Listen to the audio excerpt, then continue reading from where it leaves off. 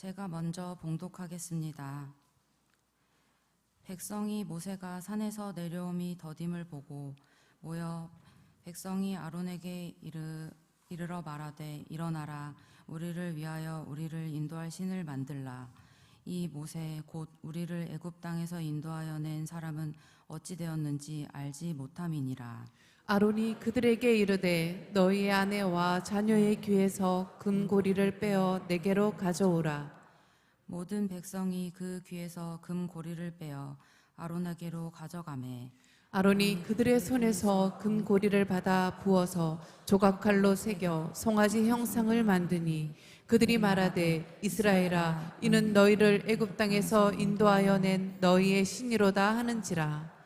아론이 보고 그 앞에 제단을 쌓고 이에 아론이 공포하여 이르되 내일은 여호와의 절일이니라 하니 이튿날에 그들이 일찍이 일어나 번제를 드리며 화목제를 드리고 백성이 앉아서 먹고 마시며 일어나서 뛰놀더라. 모세가 돌이켜 산에서 내려오는데 두 증거판이 그의 손에 있고 그 판의 양면 이쪽 저쪽에 글자가 있으니 그 판은 하나님이 만드신 것이요 글자는 하나님이 쓰셔서 판에 새기신 것이더라. 여호수아가 백성들의 요란한 소리를 듣고 모세에게 말하되 진중에서 싸우는 소리가 나나이다. 모세가 이르되 이는 승전가도 아니요 패하여 부르짖는 소리도 아니라 내가 듣기에는 노래하는 소리로다 하고 진에 가까이 이르러 그 송아지와 그 춤추는 것들을 보고 크게 노하여 손에서 그 판들을 산 아래로 던져 깨뜨리니라. 아멘. 첫째는 이것이니 네 마음을 다하고 목숨을 다하고 뜻을 다하여 주 너의 하나님을 사랑하라 하신 것이요 둘째는 이것이니 네 이웃을 내 자신과 같이 사랑하라 하신 것이라. 이보다 더 큰 계명이 없느니라. 아멘. 예수님은 가장 큰 계명을 두 가지로 말씀하셨습니다. 하나님 사랑, 이웃 사랑. 예수님의 이 말씀이 오늘 저와 여러분 삶 가운데 녹아들기를 주님의 이름으로 축복합니다. 우리는 이 말씀 앞에 진실해져야 됩니다.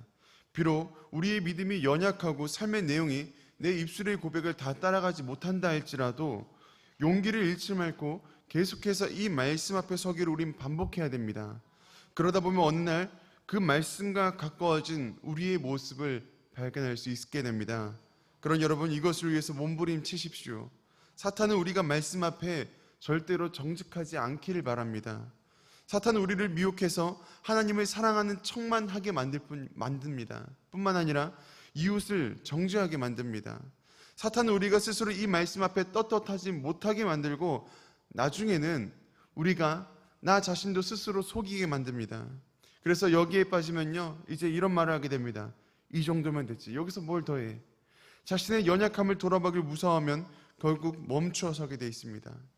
신앙의 성장이 멈추면 영적으로 도태될 수밖에 없습니다. 여러분, 말씀 앞에 서는 것을 두려워하지 마십시오. 우리는 완성된 사람들이 아니라 우리는 성장하는 사람들입니다. 날마다 내가 하나님을 얼마나 사랑하는지 이 마음으로 점검하시길 바랍니다. 그리고 어제 그리고 오늘 내가 이웃을 어떻게 사랑했는지 한번 돌아보시고 우리는 이 말씀 앞에 더욱 진실하기 위해서 계속해서 몸부림치시기를 바랍니다. 이 시간 우리가 찾아서 반드시 깨뜨려야 될 것이 있습니다. 그것은 금송아지입니다. 금송아지 정말 파괴적인 우상입니다.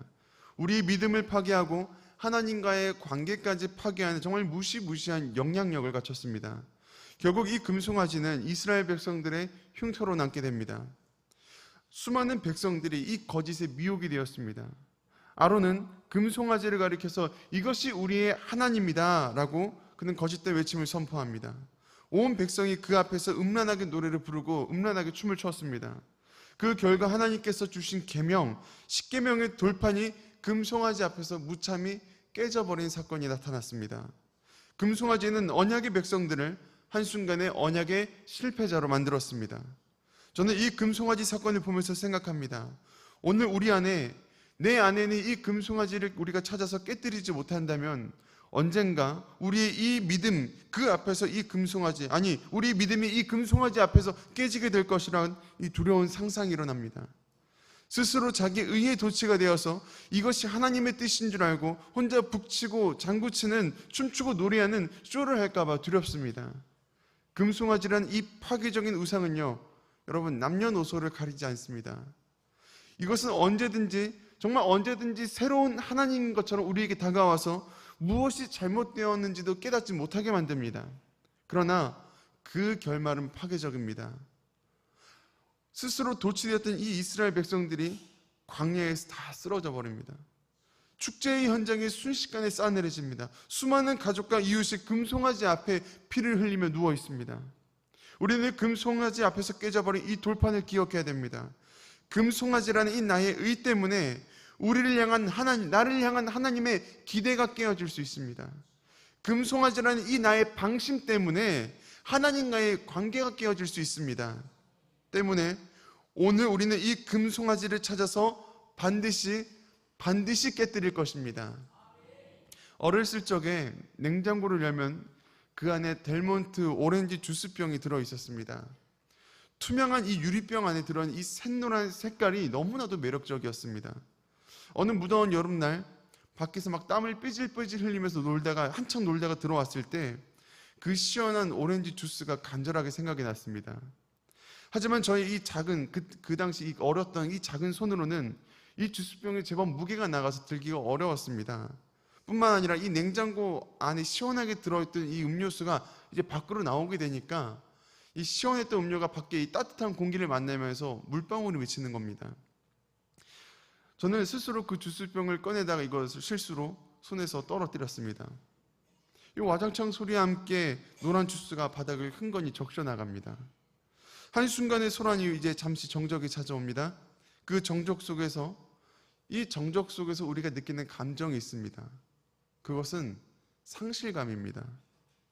어쩌면 모세의 손에서도 십계명 두 돌판이 깨졌을 때에도 하나님의 상실감을 느꼈을지도 모릅니다. 깨져서 엎질러진 이 오렌지 주스처럼 이미 깨져버린 약속과 신뢰는 다시 주워 담을 수가 없습니다. 그날 깨져야 될 것은 하나님께서 주신 돌판이 아니라 바로 금송아지였습니다. 저는 이 사건을 보면서 한 가지 안타까운 점이 있습니다. 십계명을 받은 이 장면이 축제의 현장이 되지 못했다는 것입니다. 이스라엘 백성들이 머물고 있는 이 시내산은 사건의 분기점이 되어야 합니다. 이제부터는 탈출이 아닌 정복을 미션으로 그들의 삶, 그들의 목적이 바뀌어져야 됩니다. 어떻게 보면 이것은요, 성장의 한 페이지이기도 하고 광야 생활 중에 정말 기념할 만한 사건이었습니다. 본래였다면 모세가 이 십계명 돌판을 들고 내려왔을 때 이 말씀을 가지고 온 마을, 온 민족이 축제를 벌였어야 됐습니다. 모든 제사는 금송아지가 아니라 하나님 앞에 드려졌어야 됐습니다. 마찬가지로 모든 찬양과 영광도 금송아지가 아니라 하나님께 올려드려졌어야 됐습니다. 그랬던 축제의 현장이 한순간에 장례식장으로 바뀌었습니다.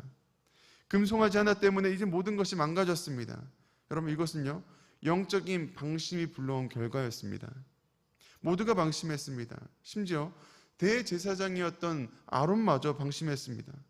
제사장부터 천부장, 백부장, 모든 민장들까지 제대로 정신을 차리고 있는 사람이 아무도 없었기 때문에 이 사건을 막지 못했습니다.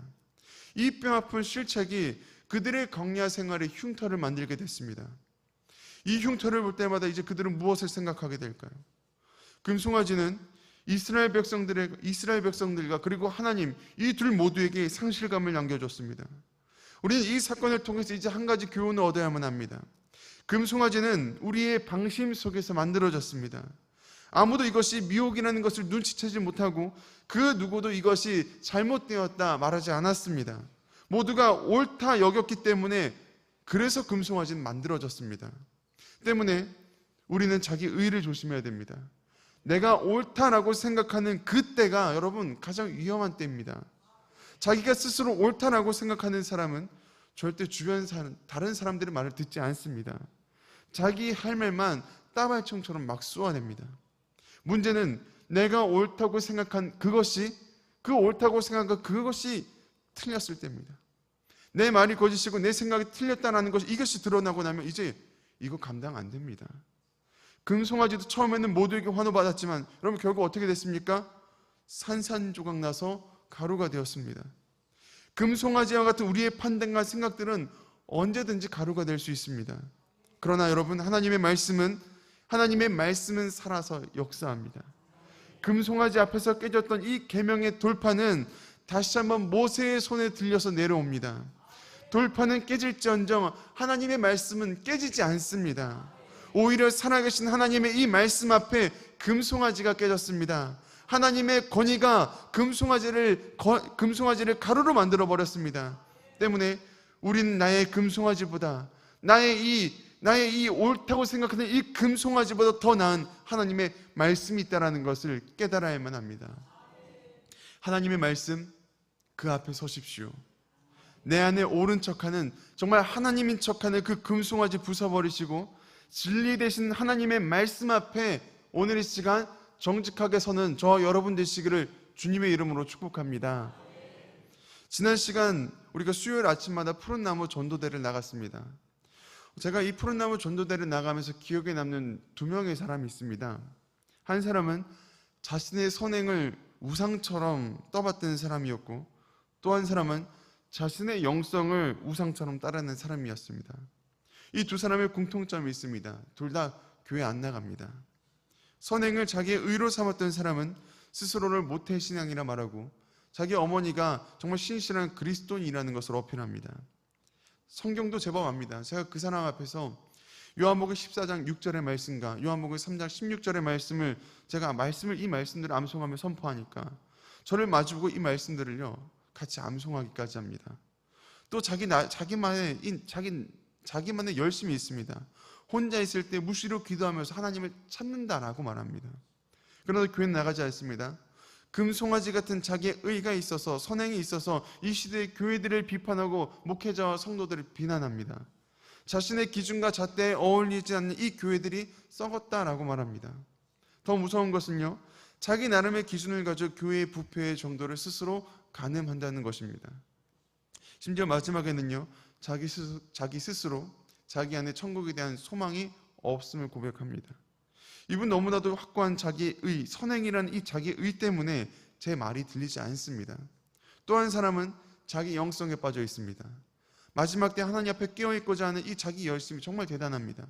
자신은요, 하루 24시간 기도한다라고 말합니다.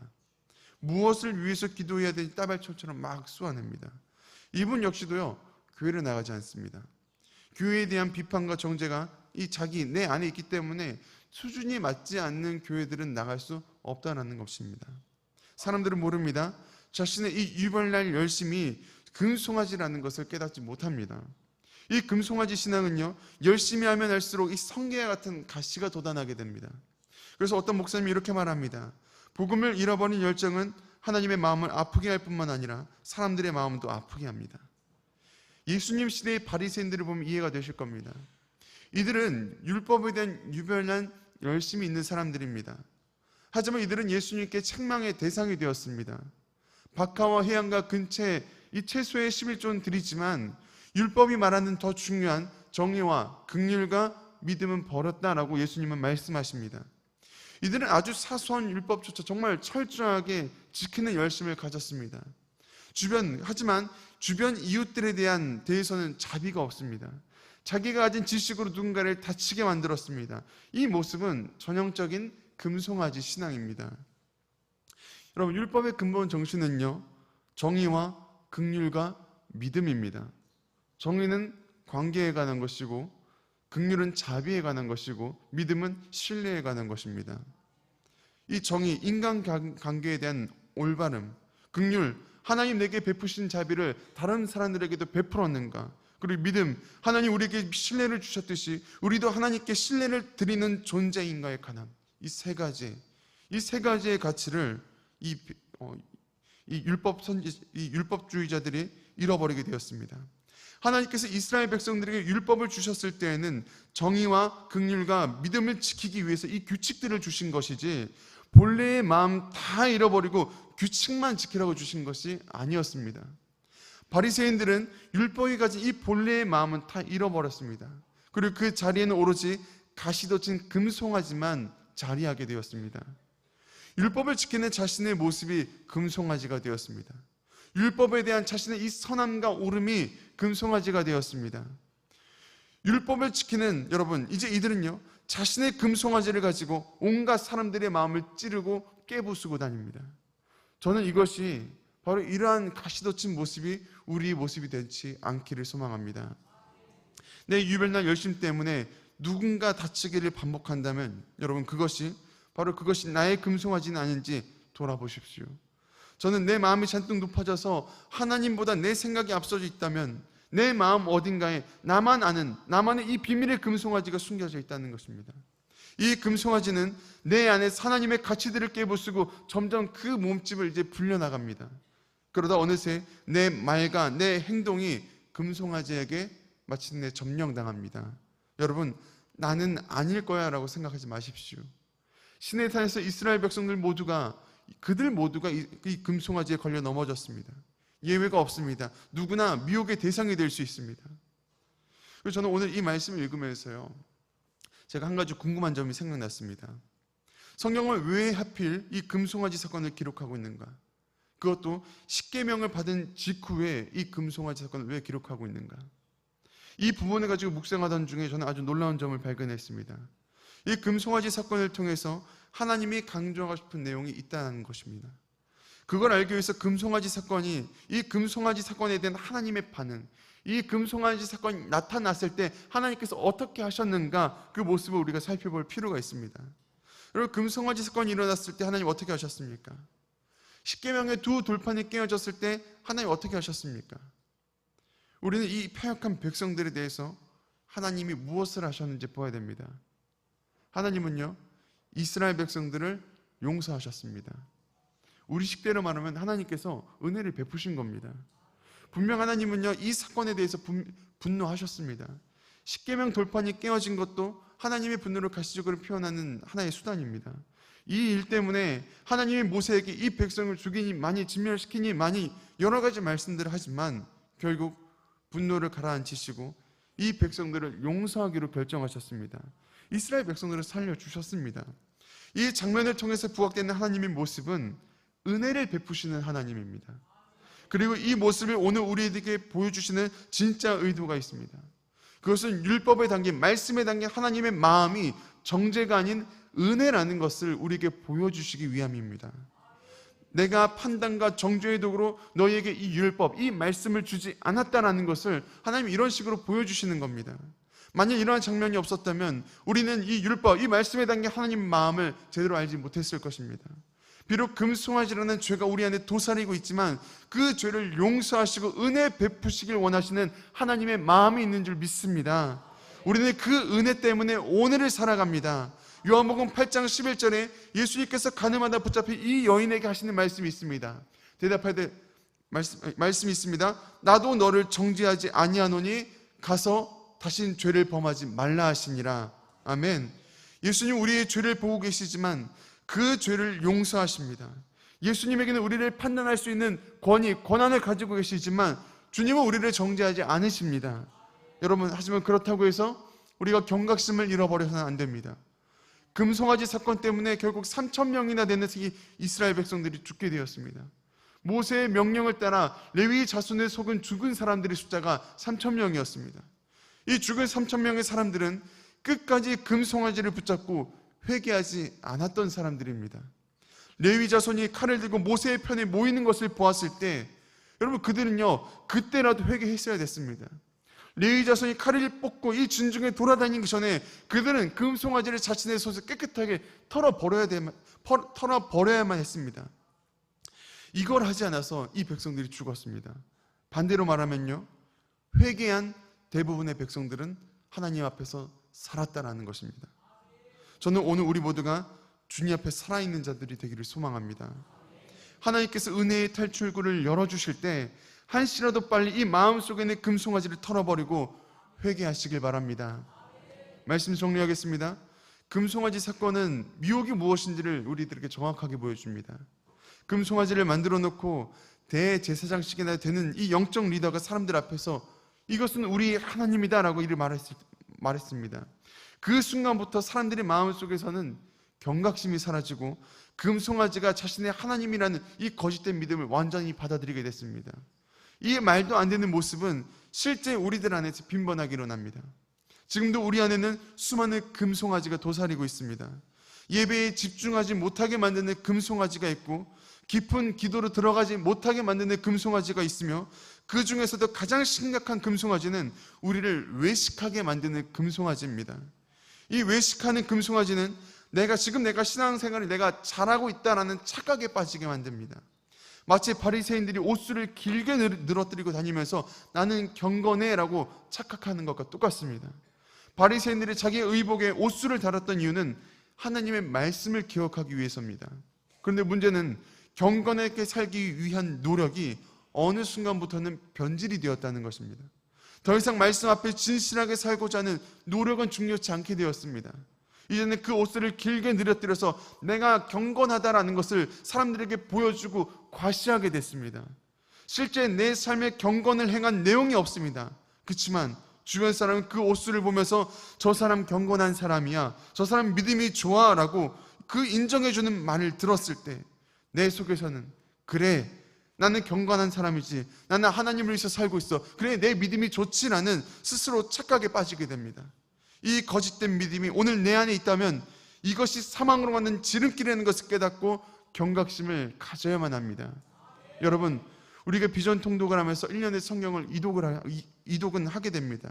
그리고 3.7 기도 용사가 되어서 매일 새벽을 깨우고 있습니다. 그러나 착각하지 마십시오.